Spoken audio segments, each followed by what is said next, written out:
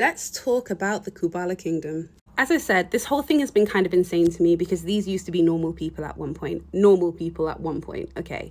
So I first became aware of them through the wife. Her name is Jean Gasho. She also goes by Mary Tamar. But of course now we know she has a long name. Hold on, let me get into her real name. So her name is Prophetess Mary Tamar of the Free Worshippers, Priestess of Dreams of the Northern Kingdom, the Mother of Shaka and the Eagle of Napoleon. That is her official title. But back then she was just Jean. She was a blogger. She used to write about having 6 children, being a single mum to those 6 children because her ex-husband had pretty much up and left her one day. She then starts going to a prophetic church, and there is an incident in that prophetic church where there's some sort of inappropriate interaction between her and the prophet. I don't know if it was just like the one interaction or if it was an ongoing thing. However, she exposes that prophet, she exposes that ministry and that church, she leaves. Enter King Atahene, or as he's known back then, Kofi Ofer. Kofi Ofer, he also goes by Nino, I believe. In her blog post, she mentions how Nino wanted a single mother. He wanted a single mother. He was praying for a single mother, which, I mean, hello, red flag. Why are you praying on single mothers? And that's something he consistently does, mind you.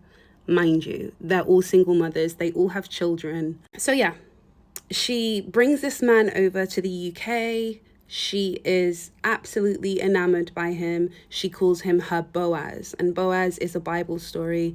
Boaz and Ruth, the story of Boaz and Ruth is a story of a woman who was sort of an outcast or uncared for being brought under the protection of Boaz. And he is her protector, her savior in a way. He keeps her safe. He makes sure she's fed.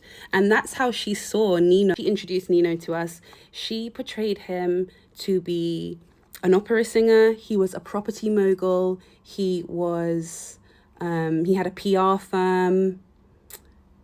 Yeah, and there were a few other like enterprises that he had, right? And he was meant to be this business mogul. So that's how she sold this story to us, that she was being taken care of. Her man was a millionaire and she was getting swept off her feet, child.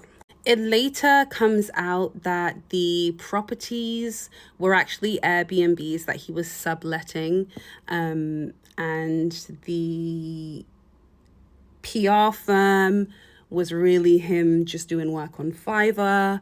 So a lot of